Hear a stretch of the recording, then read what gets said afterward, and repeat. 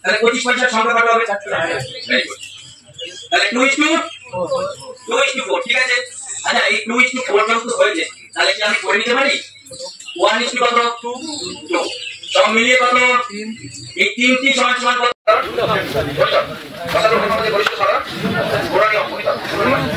প্রশ্ন হচ্ছে দেখো এখানে প্রশ্ন আছে common highest common factor common remark হয়েছে তাহলে পাশের উপর কোন আছে উত্তর আবার 20% হ্রাস করছে তাহলে এখানে যত বলো 20% যদি হ্রাস করে 100 তে কত কমবে বলো তো 100 তে 20 আর 10 এ কত কমবে 10 এ 2 কমবে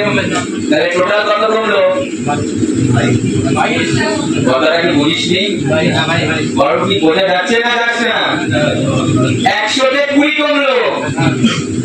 আর 10 এ কত কমবে 2 কমবে টোটাল কত কমবে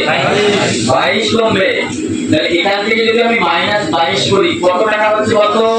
98 হ্যাঁ 98 হয় 98 কিভাবে 88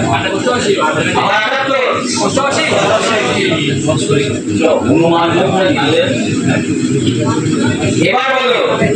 100 থেকে কত কম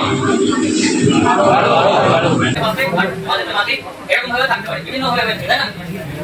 এই ধারণাগুলো কখন মাথায় আসবে নাম্বারগুলো লিখলে কিন্তু খুব সহজ লাগে তাহলে তোমাকে ডিটেইলসে এই যে আপনি থাকো কি এর সঙ্গে বিয়ে হিসাব করতে অনেক সময় গোলমাল হয়ে যায় তখন ভুল হয়ে যাবে তাই এগুলোর ক্ষেত্রে প্রথমে নাম্বার লিখে দেবে তারপরে এগুলো সলভ করা চেক করতে দেখবে খুব সহজ আর তোমাদের এসএসসি দিতে কোনো কঠিন থাকে না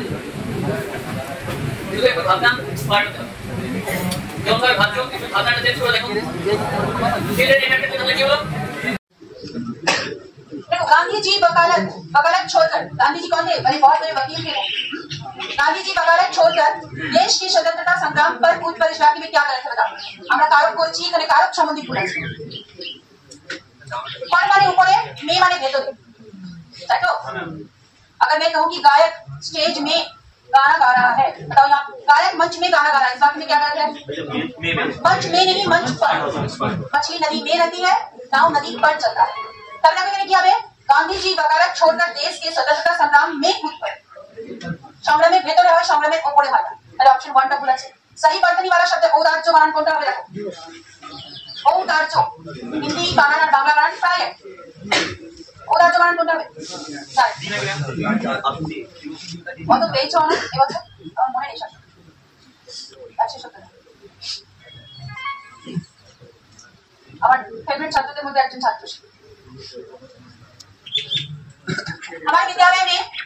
वर्ष में एक बार होने वाली प्रतियोगिता वर्ष में एक बार যেটা হয় তাই কি বার তো ঘুরিয়ে দেওয়া এখানে কোনটা অপশন হবে দেখো তো আঁখে ফেলে না চোখ ঘুরিয়ে দেওয়া প্রতিকূল তারপর यस তারপর দেখো আমরা आगरा का ताजमहल देखने योग्य है देखने योग्य के एक কথায় কি বলা হয় দর্শনীয়